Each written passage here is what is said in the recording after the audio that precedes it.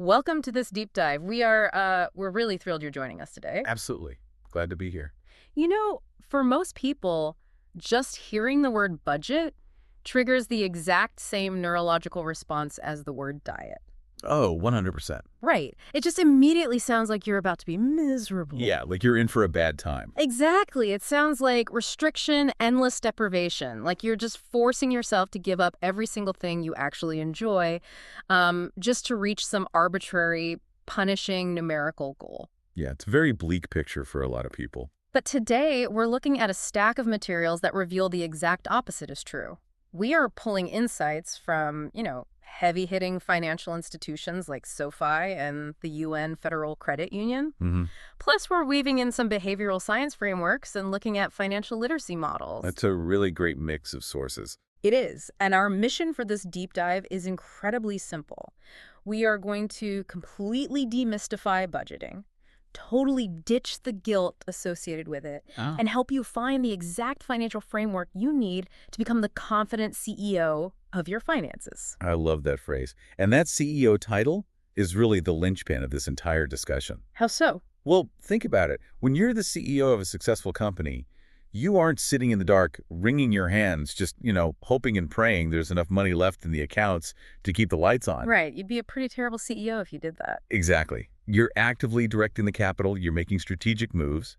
And what all of these diverse sources fundamentally agree on is that before we can even begin to talk about specific math formulas or apps or percentages, The nuts and bolts of it. right, before any of that, we have to dismantle the psychological block, Yeah. that deep-seated dread that makes you want to avoid looking at your bank account app in the first place. Yeah. Okay, let's unpack this.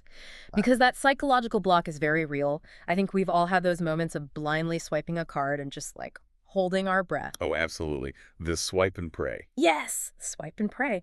Well, the presentation notes from a financial literacy group called Greenbridge Inc., they actually tackle this avoidance head on. They do, and they do it really well. They explain that tracking your expenses is absolutely not a restriction plan, which is, that diet mentality we were just talking about. Right. Instead, they reframe it entirely. They call it a spending plan. A spending plan. Yeah.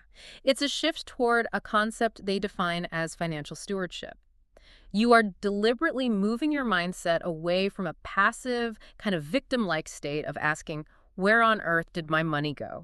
To an active, empowered state of declaring, I decide exactly where my money goes. Exactly. And Greenbridge points out a brilliant quote that I think perfectly sums up this stewardship mindset. Oh, what is it? He goes, a budget guides your money, investing and saving grow it, and debt gives someone else control. Wow. Debt gives someone else control. Right. That's the core of it all. You fundamentally cannot multiply what you do not manage. That makes total sense. The anxiety that most people feel about their money doesn't actually come from a lack of funds necessarily. It comes from a lack of direction. It comes from that terrifying unknown of just not knowing your own baseline. I hear that, but let me push back a little bit here. Sure, go ahead. Doesn't tracking every single penny sound significantly more stressful and exhausting than just kind of winging it? It sounds like it would be, yeah. I mean, ignorance is bliss, right? Until the card actually gets declined at the grocery store, you don't really have to worry about it. Sitting down to log every single cup of coffee feels like it would create more anxiety, not less. What's fascinating here is that the behavioral psychology actually proves the exact opposite. Really? Yeah. The sources show that clarity replaces chaos. The Greenbridge materials emphasize that one of the biggest, most insidious causes of financial anxiety is that low-grade, constant hum of uncertainty. Oh, like always wondering if you're okay. Exactly. When you don't track your money, you are perpetually guessing. You're using incredible amounts of mental energy just trying to estimate if you can afford to go out to dinner. Yeah, that's true. It's exhausting. But when you do track, that mental load just vanishes. You know exactly what you can afford, what you should cut back on, and how much you can invest. Plus, tracking allows you to identify small, daily money leaks. Right, the classic money leak. Exactly. We aren't talking about the big purchases you carefully plan for. We're talking about those tiny, unthinking, habitual purchases that drain your accounts over time. Like a subscription you completely forgot to cancel. Yes, or the, crazy convenience fees on food delivery apps. Identifying and plugging those specific leaks is what actually accelerates wealth building. Because it adds up so fast. It really does. And it totally eliminates the anxiety of the unknown because you're finally operating with perfect information. That makes a lot of sense. That- So the anxiety isn't the budget, the anxiety is the blindfold. Precise. So once you've adopted that CEO mindset and you've made the executive decision to take off the blindfold and plug the leaks, you need a high-level corporate strategy. You need a plan. Right. We have to transition from the why of budgeting to the actual mechanics of doing it. And the sources strongly suggest starting with big picture frameworks, specifically proportional budgeting. Proportional budgets are fantastic, especially for people who are easily overwhelmed, Why is that? because they divide your after-tax income into broad, sweeping spending categories, or like buckets. You allocate a set percentage of your total income to each bucket. Okay. The beauty of this is that you don't have to account for every single penny or categorize every single receipt, but you still guarantee that all your major needs, lifestyle wants, and future savings goals are fully covered. Right. And the United Nations Federal Credit Union, or UNFCU, they outline what is arguably the most famous version of this, the 50-30-20 rule. A classic. It is. And they give very precise, easily misunderstood instructions on exactly how to calculate your starting number. Yeah, people mess this part up a lot. They do. So you look at your paycheck and you subtract your withheld government taxes. But, and this is a massive caveat, you do not subtract other automatic deductions like your health insurance premiums or your workplace retirement contributions. All right. Those have to be added back in and included as part of the budget itself. That is such a critical trap that people fall into. Hmm. People will look at the final net amount that lands in their checking account, and they build their entire 50-30-20 framework based solely on that final deposit. Which is a mistake. A huge mistake. By doing that, they're completely forgetting that they're already dedicating a huge percentage of their wealth to retirement or paying for vital health care. Yeah. If you don't factor those in, your percentages will be wildly distorted, and you'll end up feeling like you have way less money than you actually do. Those automatic deductions are vital components of your overall financial picture. Okay, so once you have that accurate, comprehensive starting number, the UNFCU rule breaks it down into 3 distinct buckets. Let's hear them. 50% goes to needs. Now, assuming you know what a fixed expense is, your rent, your utilities, your minimum required debt payments, the benchmark for this category is brutal honesty. Oh, yeah. Like, can you honestly say, I literally cannot live without this? A lot of people miscategorize lifestyle inflation here. Definitely. I mean, a basic gym membership might be a health need, but a luxury fitness club with a, eucalyptus steam room is not. Probably not. Then 30% goes to wants. These are things you spend money on purely by choice. Streaming subscriptions, hobbies, vacations, dining out. The fun stuff. The fun stuff. And the final 20% goes to savings and goals. This is your emergency fund, your retirement contributions, and any aggressive extra debt payments beyond the bare minimum requirement. And, if that 3-bucket system still feels a bit too rigid or complex, SoFi offers an even simpler variation in their strategic insights, the 60-40 budget. Oh, how does that one work? In this model, 60% of your income goes to all regular, recurring expenses. That encompasses all your fixed survival costs like rent and utilities, but it also folds in those non-essential but recurring regular bills. Like the gym membership or your Netflix account. Exactly. Everything that hits your account on a monthly schedule goes into the 60. The remaining 40% is for absolutely everything else. Which SoFi suggests you can slice up further depending on your current life phase, right? Right. Like you could do 20% for long-term retirement, 10% for short-term savings like a new car or a vacation, and 10% purely for fun, guilt-free splurges. Yeah, they're very flexible. To me, proportional budgeting feels exactly like packing a bento box for your paycheck. Oh, I like that analogy. Right. Every aspect of your financial life has a designated, walled-off compartment to keep things neat and separated. Your rice doesn't touch your fruit. But importantly, you still get a whole section dedicated purely to dessert. Yes. You aren't restricting yourself, you're just portioning things out so you don't eat the dessert first and starve later. If we connect this to the bigger picture, these proportional frameworks are really master classes in behavioral balance. Yeah. They're designed to solve the tension between short-term survival and long-term financial freedom. Right. By creating these broad boundaries, they ensure all your bases are covered without forcing you to micromanage your life. You get the psychological peace of mind of having a strict budget paired with the day-to-day flexibility of broad categories. But let's be real for a second. What happens if the bento box approach is still a little too vague? Fair question. What if you were someone who fundamentally struggles with impulse control? Because it is incredibly easy to just lie to yourself and dip into that 20% savings bucket to fund your 30% wants bucket when there's a flash sale online. Oh, it happens all the time.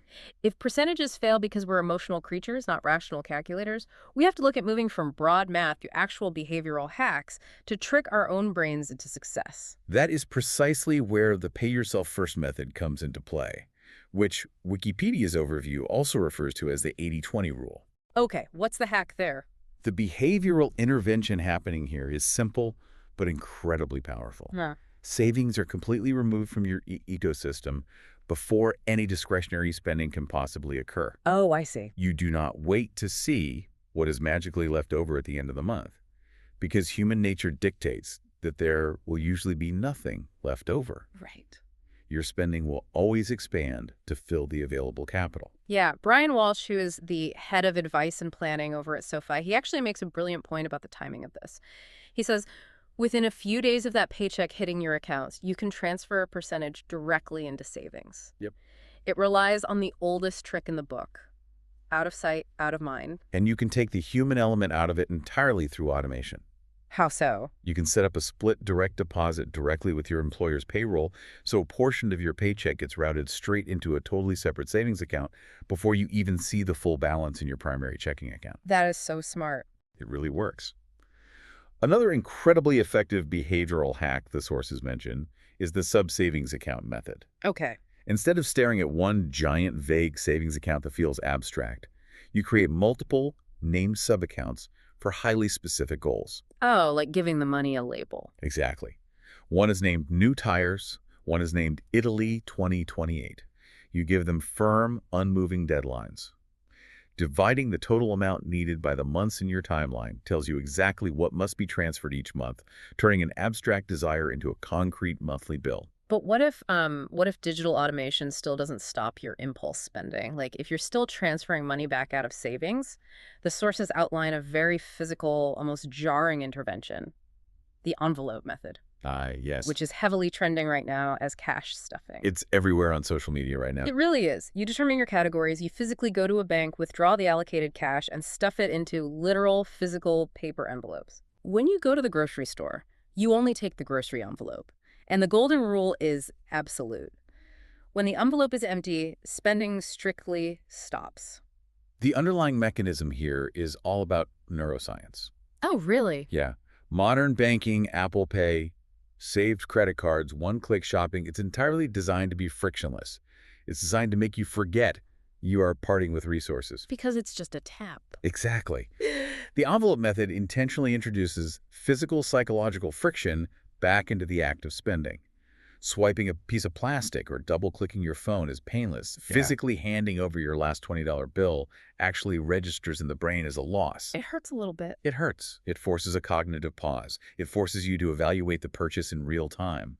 Though, as SoFi notes, many modern budgeting apps now attempt to recreate this system with digital envelopes if you really don't want to walk around carrying stacks of cash. Another absolutely fascinating behavioral method the sources dive into is Kakaibo. Oh, I love this one. This is a traditional Japanese household financial ledger. Unlike an app, this method actively requires keeping a physical paper notebook or a dedicated digital ledger. Mm-hmm. You log your fixed expenses, figure out what you have left for discretionary spending, and then you divide that discretionary money into 4 very specific, unique categories: needs, wants, cultural, and unexpected. Right. And the real trick is that you have to log your purchases promptly, reflecting on your spending weekly and monthly to encourage deep mindfulness. It's a very intentional practice. But hang on, Kakaibo actually has a specific separate category entirely dedicated to cultural spending. It does. Why single that out? Why not just lump buying a book or a museum ticket into the general wants category? That is arguably the most beautiful and profound nuance of the Kakaibo system. By intentionally pulling out cultural spending as a distinct protected category, it actively elevates the value of enriching human experiences. Oh, I see. It tells your brain that things like buying books, visiting museums, or attending theater performances are fundamentally different from mindless material consumption, like, buying a trendy sweater you'll wear twice. Yeah. It proves that a budget doesn't just have to reflect cold, hard math. Mm-hmm. It can actually reflect your deepest personal values. Mm-hmm. When you review your ledger at the end of the month, Kakaibo forces you to ask if your spending is actually enriching your life and expanding your mind, or if you're just filling up your physical space with clutter. I really love how philosophical that gets. But for some people, physical envelopes and broad percentages still leave way too much to chance. They don't want philosophical reflections. They want absolute granular precision. Oh, the micromanagers. Exactly. For the people who crave total control, the source's detail method's specifically designed for them. The line item budget and the zero-sum budget. The line item budget is your classic, highly detailed spreadsheet. It's exactly what most people picture when they hear the word budget. Rows and columns. Endless rows and columns. You list your income and every conceivable expense vertically, and you track it meticulously across 12 monthly columns. You set specific numerical targets for every single micro category, down to pet supplies and dry cleaning, and compare your actual spending against those targets. Wow. It is undeniably time-consuming, but it provides ultimate, unparalleled visibility into your habits. And then there's the zero-sum budget, which is also called zero-based budgeting. I have to admit, the setup process for this sounds incredibly tedious. That's a lot of work up front. The sources explain that you have to go through 3 to 6 entire months of past financial statements to determine your exact average monthly income and map out your typical expenses. I mean, who has the time to audit half a year of their own life? Not many people, frankly. But the premise is that once you have that data, you assign every single dollar a highly specific purpose so that your income minus your expenses equals exactly 0. Here's where it gets really interesting.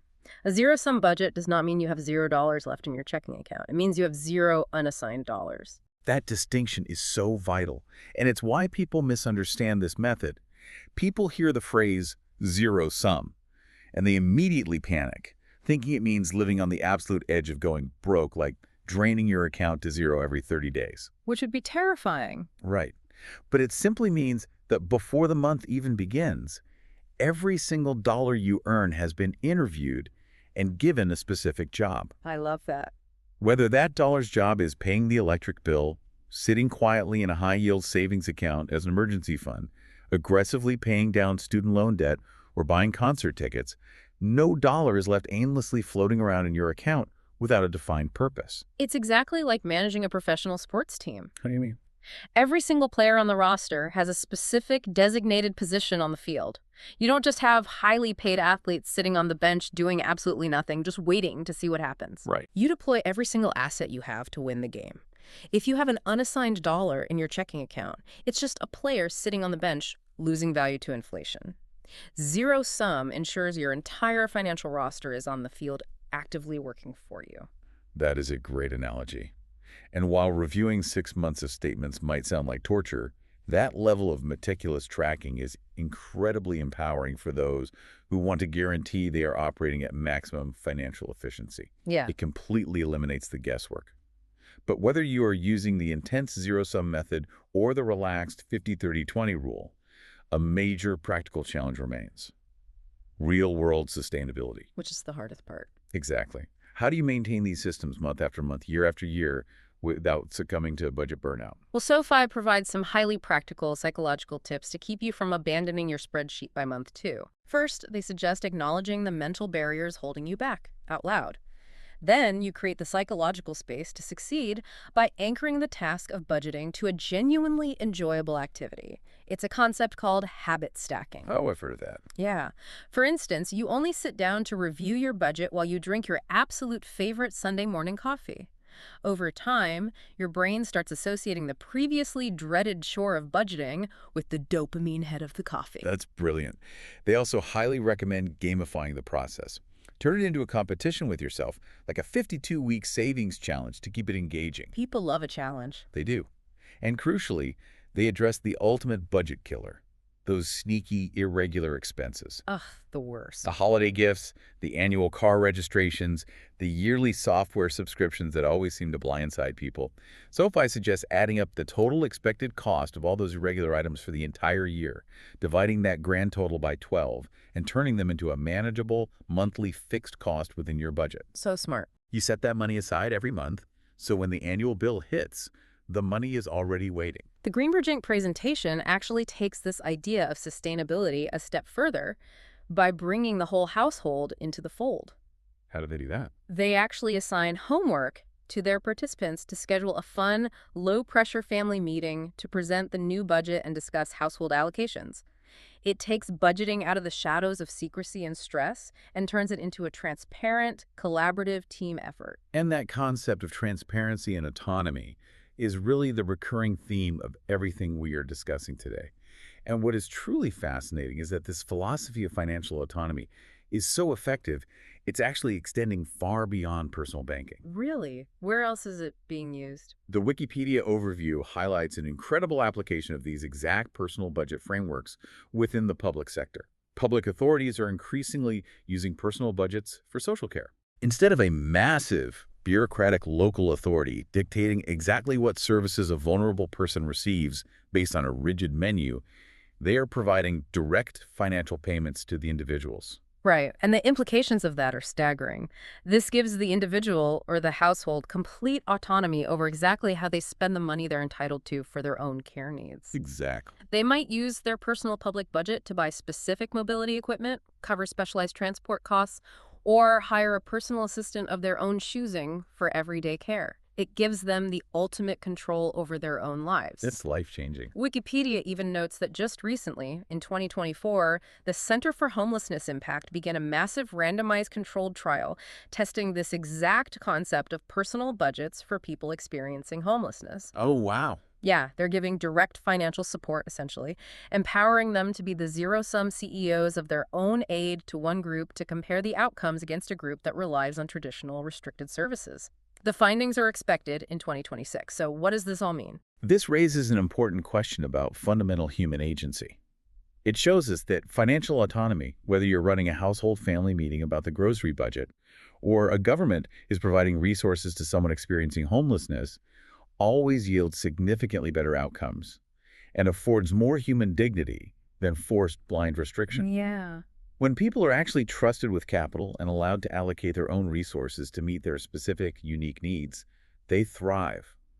Bureaucracies are terrible at micromanaging individual lives, just like broad restrictions are terrible at micromanaging your personal happiness. Absolutely. The mechanics of budgeting aren't just about math. They are ultimately tools of self-determination. That is an incredibly profound way to look at it. To summarize everything we've explored today, budgeting is absolutely not a financial straitjacket designed to make you miserable. No, not at all. It's a highly customizable menu of strategies. Whether you prefer the simple, portion-controlled bento box of the 50-30-20 rule, the physical, psychological friction of stuffing cash into envelopes, the cultural mindfulness and philosophical reflection of Kakaibo, or acting as the absolute zero-sum CEO of your roster of dollars. Right. The ultimate goal is always exactly the same: awareness and empowerment. You are moving from a state of wondering where your money went to actively deciding exactly where it goes. It is entirely about creating a personalized structure that reduces your daily stress and finally aligns your financial reality with the life you actually want to live. Exactly. Before we wrap up, we want to leave you with one final unconventional thought to ponder. We've talked extensively today about the power of assigning every single dollar a specific job to stop those silent, draining money leaks.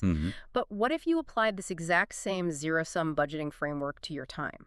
Right. If you tracked your daily waking hours with the same ruthless precision as a line-item spreadsheet, what kind of silent time leaks would you discover? And if you plug those leaks, how much richer and more intentional could your daily life become? Think about it. Thanks for joining us on this deep dive.